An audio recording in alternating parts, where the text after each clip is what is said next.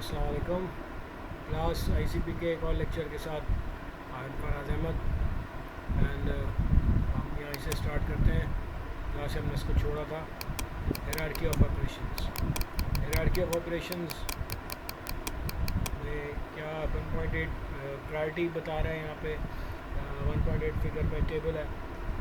पहली प्रायोरिटी जो hierarchy of operations Murad arithmetic operators की ऑपरेशंस बॉड मास रूल फॉलो करता है। आसान है इसलिए मैं इसको जल्दी से इसको कर देता हूँ। First second third priority. सबसे पहले अगर आपके पास अरिथमेटिक ऑपरेटर हैं मल्टीप्लाई डिवाइड और डिवीजन ऑपरेटर्स, डिवीजन से मुराद modular division remainder operator solve होता है। उसके बाद एडिशन और सब्ट्रैक्शन की बारी रहती है। अच्छा, इनमें भी है कि पहले मल्टीप्लाई फिर डिवाइड। तो यहाँ पे क्या है कि अगर हम जो है इसको डायरेक्ट एग्जांपल से पढ़ लें, with in parenthesis the same hierarchy is mention in figure 1.11, आगे आएगा 1.11 is operative. So also if there is one more than one set of parenthesis operation with the inner post. पहले internal parenthesis solve होता है, यानी bracket solve होता है, फिर उसके अंदर सबसे इंटरनल पैरेंथेसिस पहले सॉल्व होता है। We must always remember to use pairs of parenthesis. A careless imbalance of the right and left parenthesis is a common error.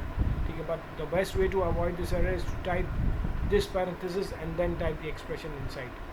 बजाय पहले एक्सप्रेशन लिख के बाद में पैरेंथेसिस लगाने के हमें चाहिए कि हम पहले पैरेंथेसिस लगाएं और उसके बाद उसके अंदर एक्सप्रेशन टाइप करें। तो ये जो है वो यहाँ पे ये कहना चाह रहा है जो मैंने बता दिया। कुछ एग्जांपल्स हैं कि I equal to 2 multiply by 3 multiply by 4 वगैरह वगैरह। ये आप देख लो क्या होगा इसमें।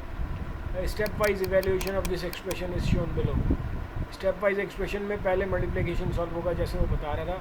पहले मल्टीप्लाई सॉल्व होता है, डिवाइड नहीं होगा। पहले मल्टीप्लाई सॉल्व होगा, 6 आ जाएगा, डिवाइड बाई 4 प्लस पूरी एक्सप्रेशन। ठीक है, ये मतलब इसमें सबसे पहले जो ऑपरेशन होगा उस पर वाली में ऑपरेशन मल्टीप्लाई होगा। फिर क्योंकि इन सब में डिवाइड ऑपरेशन है तो फ्रॉम लेफ़्ट टू राइट जाएंगे, तो 6 डिवाइड बाई 4 1।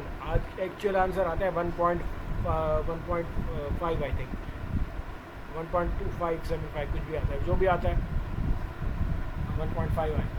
तो 1.5 क्यों नहीं लिखा है यहाँ पे? क्योंकि दोनों इंटीजर हैं। रिमेंबर मैंने आपको लास्ट लेक्चर में बताया था अगर दोनों इंटीजर होंगे तो आंसर इंटीजर में आएगा। तो फिर एक्सप्रेशन आएगा 1 + 4 divide by 4 + 8 - 2 divide plus 5 divide by 8 1 plus अब डिवाइड बाय दोबारा सॉल्व होगा। अब ये वाला उठा के सॉल्व नहीं करने लग जाएंगे, पहले हम क्योंकि लेफ़्ट टू राइट जाते हैं। 4 divide by 4 that is 1, Fairlie easy है। अब इसके बाद जो है एक्सप्रेशन ये बन जाएगी। अब जो है ये वाला डिवाइड सॉल्व होगा, ये वाला डिवाइड। अब 5 डिवाइड बाई 8, 5 डिवाइड बाई 8 नहीं होता, 0 पॉइंट समथिंग आंसर आएगा। तो क्योंकि दोनों इंटीजर हैं 0 पॉइंट्स में नहीं आएगा, दोनों इंटीजर हैं, इंटीजर का रिजल्ट इंटीजर आता है। अब ये तो बहुत आसान है, प्लस कर देंगे। पहले प्लस और माइनस है, अब इसमें बचा हुआ तो कुछ नहीं है, तो पहले प्लस सॉल्व होगा। 2 + 8 - 2 + 0। अच्छा, 2 + 8 10 हो जाएगा, -2 + 0 8 + 0 that is 8 8 is the answer. तो यहाँ पे वही वाली बात है, कह रहा है note that 6 divide by 4 gives 1 and not 1.5। This so happens because 6 and 4 are both integers, और पहले बता चुके हैं। Similarly 5 divide by 8 evaluate 0 since 5 and 8 are integer constants.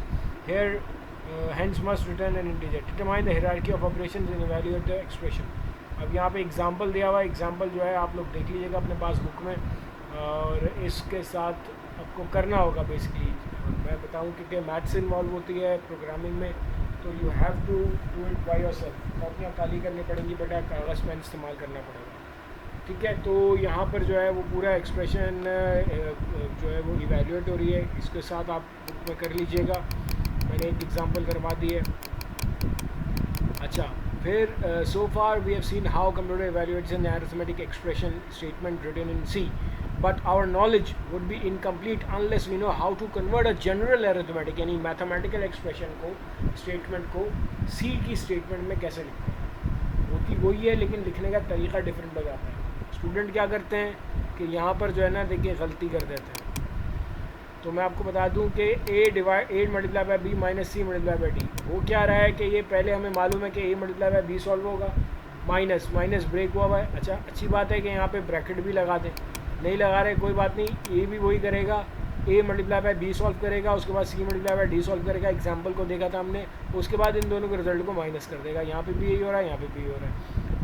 तो ब्रैकेट में m plus n into bracket a plus b, ये mathematical expression है, arithmetic expression है। इसको कैसे लिखेंगे? Simple m plus n a plus b और बीच में मल्टीप्लाई का साइन लगाना होगा, ठीक है। 3x2 मतलब एक्चुअली ये 3x स्क्वायर है, ये गलती हो गई है यहाँ पे इनसे, ठीक है। ये आप इसको 3x स्क्वायर ले लीजिएगा, सपोज कर लीजिएगा 3x square plus 2x plus 5। तो 3x स्क्वायर को ऐसे लिखेंगे, x into x x square होता है, plus 2x 2 into x multiply लगा के x प्लस 5। अब ये ज़रा इंटरेस्टिंग इक्वेशन है जिसको सी लैंग्वेज में कन्वर्ट करना है। a plus B plus C numerator पे है और डिनोमिनेटर पे है d प्लस ई। तो अच्छी प्रैक्टिस ये होती है कि आप a प्लस बी प्लस सी लिखो डिवाइड बाय d प्लस ई। अगर यहाँ ब्रैकेट नहीं लगाए हुए होते तो पहले c divide by d solve हो जाता है। ये गलती होती है यहाँ पे, स्टूडेंट जल्दी में गलती कर देते हैं, ऐसा नहीं करिएगा बेटा आप, ठीक है। तो वो हमें यहाँ पे जहाँ तोड़ना होता है एक्सप्रेशन को वहाँ पे ब्रैकेट लगाना ज़्यादा अच्छी बात है। ब्रैकेट का यूज़ जो है ना, मतलब आप केयरफुली करो, लेकिन ये नहीं कि नहीं करो, डरो करने से, ऐसा नहीं होता कि आप डर रहे हैं बिल्कुल करना नहीं छोड़ दिया आपने, मैं कैसा गलती हो जाएगी। भाई गलती तो सबसे हो सकती है, लेकिन उसको सही करना चाहिए। a plus B plus c divided by d plus e. तो ये ब्रैकेट में दोनों ऊपर न्यूमरेटर और डिनोमिनेटर बंद करके बीच में डिवाइड का निशान लगा दिया, जो कि मैथ्स में ऐसे होता है और सी लैंग्वेज में स्लैश से डिवाइड होता है। फिर 2by upon d plus 1 minus X upon 3 into Z plus Y. तो वही बात है यहाँ पे 2b प्लस वाई। अब यहाँ पे डिवाइड बाय d प्लस 1 है, ज़रूरी नहीं है आप ब्रैकेट लगाएं, लगा दें तो अच्छी बात है, इन्होंने नहीं किया कोई बात नहीं, ठीक है।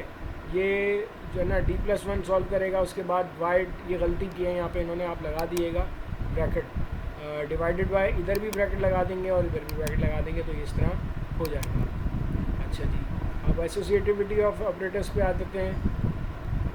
वही वाली बात के जो है वो कंसिडर एक्सप्रेशन दिस। अब इसमें जो है hence here the tie between operators of same priority, that is between divide and multiply. This tie is settled using the associativity of divide and slash and star, यानी divide and multiply both enjoy but both enjoy left to right associativity. Figure 1.10, year 1.10 shows for each operator which operand is unambiguous and which is not. Unambiguous का मतलब है कि जो है वो उसका result जो है वो 2 आ जाए। unambiguous का मतलब है जिसके रिजल्ट 2 आए। 12। तो यहाँ पे अगर डिवाइड यूज़ होगा तो लेफ़्ट 3 राइट 2 और 2 मल्टीप्लाई बाय 5। अगर हम लेफ़्ट से बात करें और राइट से करें 2 इंटू 2 डिवाइड बाय 5। तो यहाँ पे जो है सिंस बोथ, अब यहाँ पे हमें प्रॉब्लम क्या सॉल्व हो रही है यहाँ पे, since both slash and multiply have L to R left to right associativity and only divide has unambiguous left operand, necessary condition for left to right associativity, it is performed earlier, ठीक है। Consider one more expression a equal to b equal to 3 here both assignment operators have the same priority and same associativity right to left. यहाँ पे right to left जा रही है, वहाँ पे left to right जा रही है। Figure 1.11 shows each operator which operand in unambiguous and which is not. मैंने पहले भी बात की थी आज के लेक्चर में, इस लेक्चर में कि फिगर 1.11 जो है बड़ी इंपॉर्टेंट है यहाँ पे। फिगर 1.11 ऑपरेटर इक्वल टू, इसकी left operand is unambiguous, left का जो ऑपरेंड है वो अनएम्बिगियस है, राइट इज़ नॉट।